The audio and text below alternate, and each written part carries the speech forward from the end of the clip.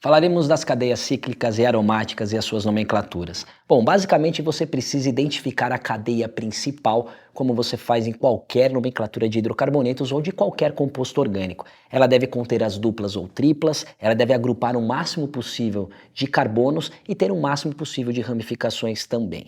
Agora, quando você tem justamente um composto cíclico, você deve informar no nome que essa cadeia principal é cíclica. E é muito simples de fazer isso.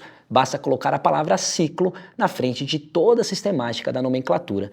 Vejamos um exemplo. Você tem aqui em vermelho a cadeia principal com 4 carbonos. O prefixo para 4 carbonos é but. Você tem ligações simples entre os carbonos, então o infixo é -an e é um hidrocarboneto que vai terminar com -u. Como tudo isso está num ciclo, você fala que ele é um ciclo butano.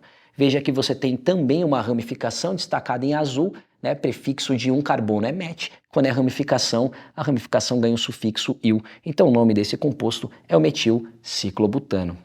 Vejamos mais um exemplo. Você tem uma cadeia fechada de 5 carbonos com uma dupla.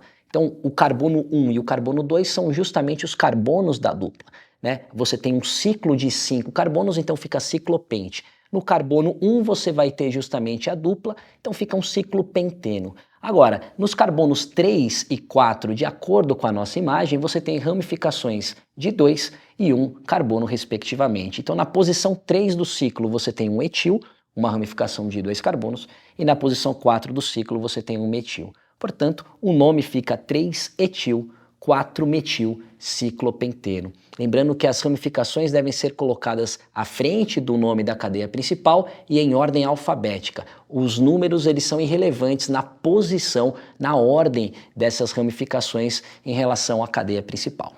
E para finalizar, podemos falar um pouquinho sobre os compostos aromáticos. Lembrando que os aromáticos são justamente os compostos que têm o anel benzênico, né? Você tem ali um ciclo de 6 carbonos com duplas alternadas em ressonância, né? Aqui basicamente você deve observar a regra dos menores números, priorizando a maior ramificação. Então veja lá, o carbono 1 foi colocado no carbono que tem o etil, porque o etil tem 2 carbonos, é maior do que o metil, que tem apenas um.